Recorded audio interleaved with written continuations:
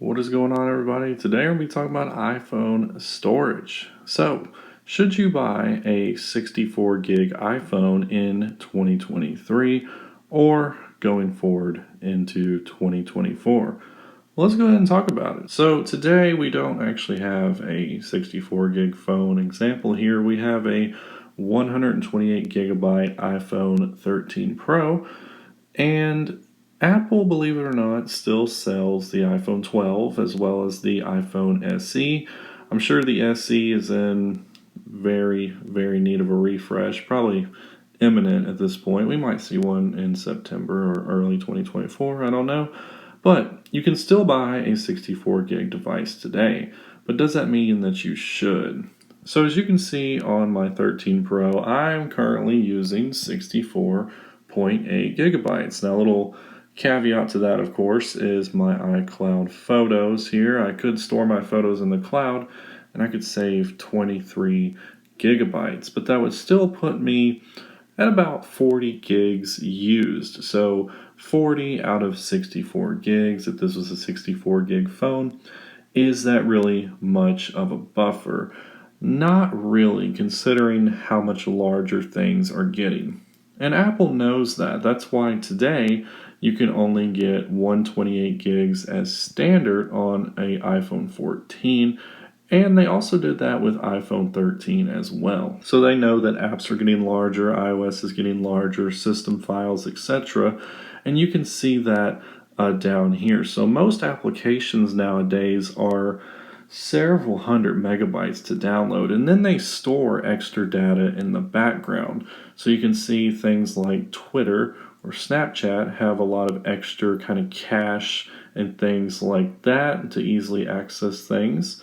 But all these other applications, you can see there's many of them that are well over 100 megabytes.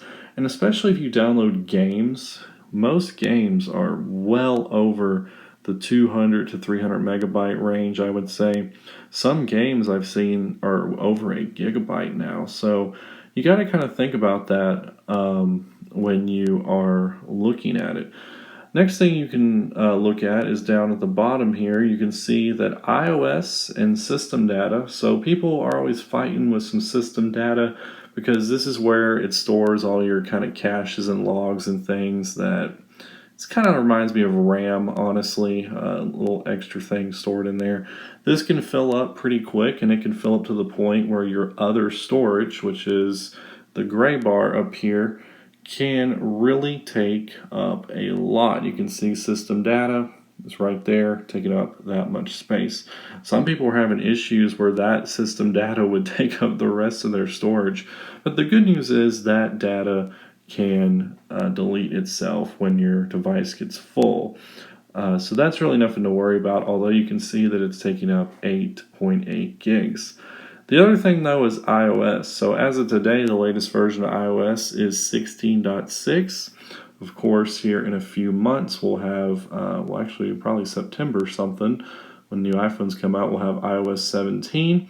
And I'm estimating that iOS 17 is probably going to cross that 10 gigabyte mark. So if you have an older device that is still able to run iOS 17 when it comes out, that's something you're going to have to think about, because 10 gigs of your storage is immediately going to be used regardless, so you can actually have iOS.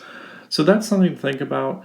So the answer to this question, yes, you can get by with 64 gigs, but I would say you're only going to be able to do it for another year or so.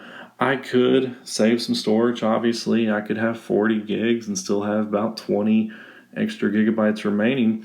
But this photo library is composed of about 3,300 photos and 46 videos, I believe.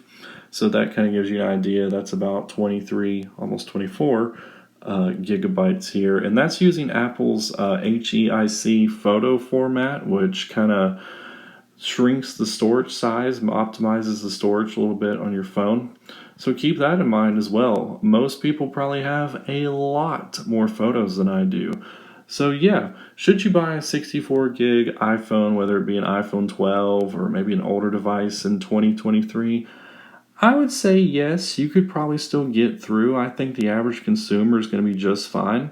But if you have a ton of applications or a ton of photos, you need to make sure you know how much storage those are combined before you make that purchase. But yeah, 128 gigs nowadays is the sweet spot. You shouldn't have to worry about anything. You can see I still have half of my storage capacity remaining here. So I could download 100 more apps probably and put another 20 something gigs of photos on this device. But yeah, guys, that's all I got for you today. Let me know what storage size your iPhone is if you're still rocking an older phone. Let me know that in the comments down below. But anyways, guys, thank you for watching, and I'll catch you on the next video.